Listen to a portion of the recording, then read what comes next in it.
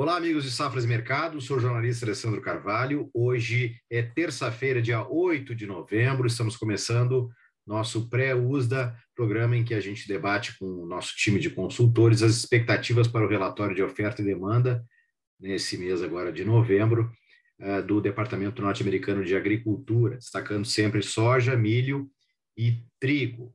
Antes de cumprimentar os nossos consultores, digo a você que ainda não se inscreveu no nosso canal no YouTube, inscreva-se, ative as notificações, deixe seus comentários, seu like, entre em safras.com.br, conheça a plataforma de Safras, peça uma demonstração gratuita. Lá também em safras.com.br tem como você se inscrever para o nosso evento destaque dessa semana, o quarto Safras AgriWeek, que está ocorrendo entre 8 e 10 de novembro. Se você perdeu o primeiro dia, que foi nesta terça-feira, você pode acompanhar os demais. Amanhã a gente tem um dia dedicado ao mercado de milho, mercado de carnes, tanto carne bovina quanto frango e suínos, e também projeções do clima com o agrometeorologista da Ruralclima, Marco Antônio dos Santos. Cumprimentando meus colegas de Safras e Mercado, Luiz Fernando Gutierrez Roque. Tudo bem, Luiz? Olá, Alessandro. Olá, Elcio. Vamos lá, mais um relatório do USDA aí.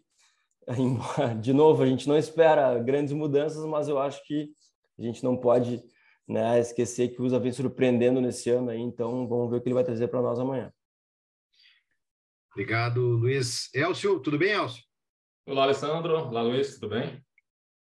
Beleza. Bom, eu já vou compartilhar aqui a tela para a gente entrar direto no assunto com os números esperados neste relatório de novembro. Começando pela soja, a gente tem que em outubro o departamento apontou praticamente 117,4 milhões de toneladas e agora o mercado espera praticamente 117,7 milhões de toneladas, esperando, portanto, um aumento de 300 mil toneladas. Os estoques americanos 22, 23, a expectativa média do mercado, sempre lembrando, é de uma elevação do relatório de outubro, que foi 5,44 milhões de toneladas, para 5,85 milhões de toneladas. Os estoques globais 22, 23, que foram colocados em 100,5 milhões de toneladas, o mercado espera, na média, um aumento para 100,9 milhões de toneladas. E os estoques globais safra 21, 22, se espera a manutenção do número em 92,4 milhões de toneladas. Bom, Luiz,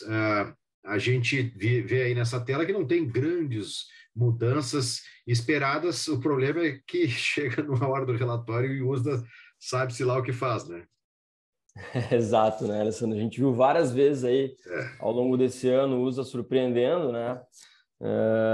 E eu acho assim que, de uma forma geral, o mercado entende que o USDA deu uma exagerada nos cortes de safra nesse ano, tá? Então, o mercado está esperando agora por uma elevação na estimativa de produção, embora ainda pequena, né? Eu acho que tem chance da gente ver novos ajustes aí, até inclusive ano que vem, né? O USDA costuma, inclusive, mexer na safra mais à frente também. Ele fez isso, né, agora há pouco tempo na safra 2021-22, também pegou o mercado de surpresa. Praticamente um ano depois de encerrada a colheita, ele mexeu aí na estimativa de produção. Mas, de uma forma geral, como eu falei, o mercado acha, pelo menos eu acho que uma boa parte do mercado também entende dessa forma, que o USDA deu uma exagerada esse ano nos cortes e pode começar a corrigir isso. Então, o mercado espera aí para um aumento, né, como tu colocou, de 300 mil toneladas de estimativa de produção. É muito pouco, não muda praticamente nada o quadro de oferta e demanda. Da mesma forma, aí, o estoque deve subir em linha com essa elevação de safra, né, tanto o estoque americano como o estoque global.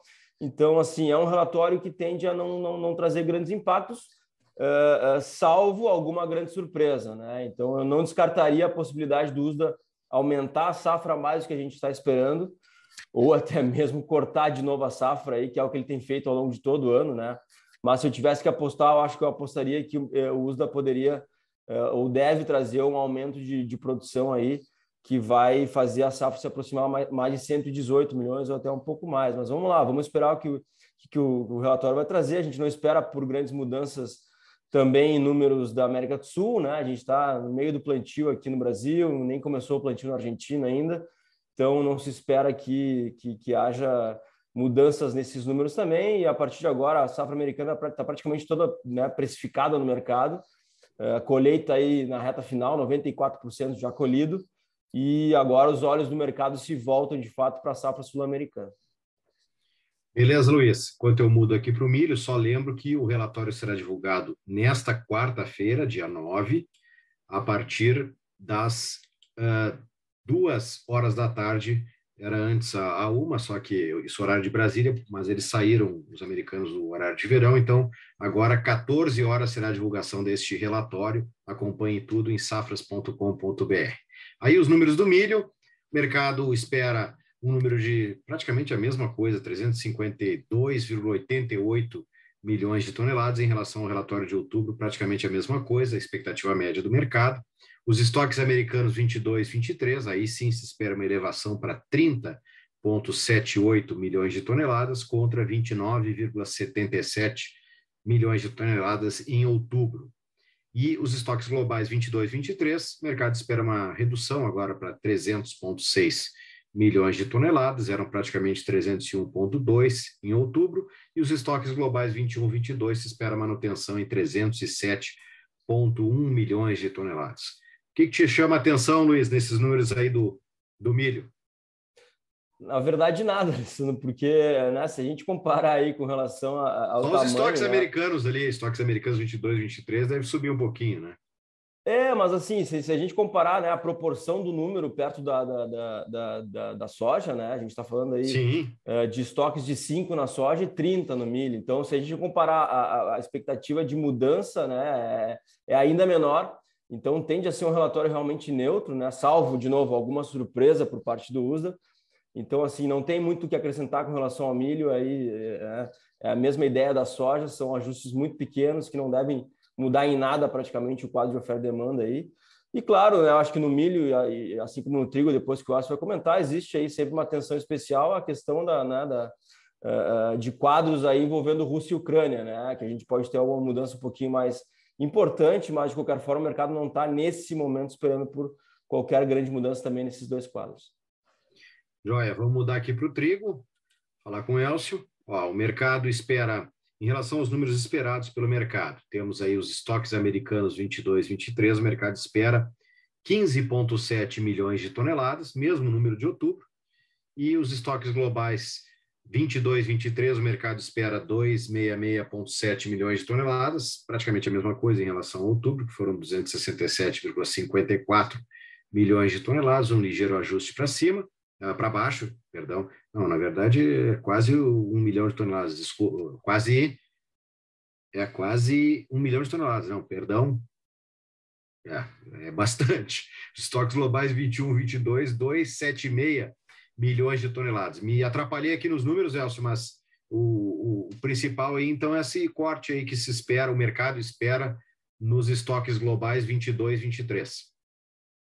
Pois é, Alessandro, eu acho também que 1 milhão de toneladas num estoque de 266 também não é um corte percentual tão grande, né? Mas eu imagino, Alessandro, se a gente pensar em termos de trigo, safra de inverno, melhor, safra do hemisfério norte, ela está consolidada. O USDA, no relatório passado, reduziu bastante a produção norte-americana e eu acho que era o ajuste que poderia ainda ser esperado. Em relação aos outros números, essa queda de estoques globais, ela pode acontecer porque o USDA precisa ajustar a safra argentina. A última estimativa do USDA para a safra argentina é de 17,5 milhões de toneladas. Mas os nossos números aqui das safras da Argentina, das safras da Argentina, na verdade, né, nossa filial da Argentina, está em 13,5 milhões de toneladas. Então, tem uma queda bastante acentuada que precisa ser feito, um ajuste bastante interessante ainda na Argentina em função das secas. As próprias exportações Argentina, com o USDA trabalhando com 12 milhões, a nossa estimativa é de 7 milhões de toneladas. Então, tem algum ajuste e esse ajuste de estoques aí pode ser em função de uma redução da safra da Argentina. Vamos ver, é um ajuste que precisa ser feito, resta saber se é esse o ajuste que o mercado está esperando. Fora isso, não tem muito o que a gente pensar em termos de ajuste. Mas no negro continua a mesma situação, ora a Rússia retoma as exportações, retoma o corredor, ora suspende, então tem sido... bastante volátil em relação, o trigo tem ficado bastante volátil em relação a esses fatores, mas é um fator que, em termos globais, acaba não mudando, né, os números de estoques, enfim, só é um possível, talvez, esse direcionamento da demanda dentro do próprio mercado de trigo. Não vejo, então, por que grandes alterações. O ajuste que eu vejo que fica claro, esse ajuste da Argentina, um ajuste necessário. A Austrália está com chuva agora, isso pode trazer problema de produção, mas não imagino que seja aí que seja feito esse ajuste agora. Então, se fosse de apostar, o SDA deve mudar, sim, os números da Argentina. Beleza, Elcio. Eu vou tirar o compartilhamento aqui, vamos comentar rapidamente aí um pouquinho de mercado propriamente. Hoje, o Luiz e o Elcio falaram no primeiro dia do nosso quarto Safras Agri Week, um show de informações sobre o mercado. A gente tem aqui o contrato da soja, janeiro, da soja em grão, quase 0 a 0, aí, baixa de 0,03%, Luiz, a 14,49. Como é que está esse mercado aí na véspera do relatório? Pois é, o mercado bem de lado, né, Alessandro? Primeira posição subindo, o resto das posições aí caindo, mas muito pouco, né? Então, mostra realmente que o mercado já se posicionou, digamos assim, né? Já precifica aí um USDA que deve ser neutro, mas, de novo, vamos lembrar, o USDA pode surpreender, a gente não pode esquecer dessa possibilidade, né, que o USDA nos trouxe ao longo de todo esse ano aí. Mas é isso, o mercado esperando aí para um relatório realmente dentro dos números, né, não muito, com poucas mudanças, digamos assim, e está demonstrando isso na sessão de hoje, né, sem grandes mudanças aí nos contratos. Beleza, o milho, nós temos aí o contrato dezembro, operando a 6,71, com baixa de 0,7%. O que tu estás vendo aí desse mercado do milho em Chicago, Luiz? Da mesma forma, Alessandro, o mercado tentando se ajustar, também sem grandes movimentações, né? A gente tem um peso um pouquinho hoje do petróleo, que, né, está caindo no mercado internacional, acaba, né, impactando um pouquinho algumas dessas culturas, mas, de novo, né, o mercado se posicionando aí frente a um relatório que não deve trazer muitas mudanças também para o milho, mas, de novo, surpresas não podem ser descartadas.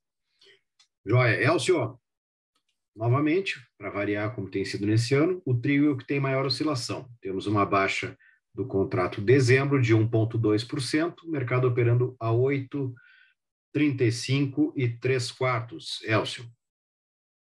O trigo, então, acho também hoje, seguindo o que acontece no petróleo, a queda forte do petróleo, não tem nenhuma novidade fundamental, também não acho que seja o relatório da manhã que traga algum impacto.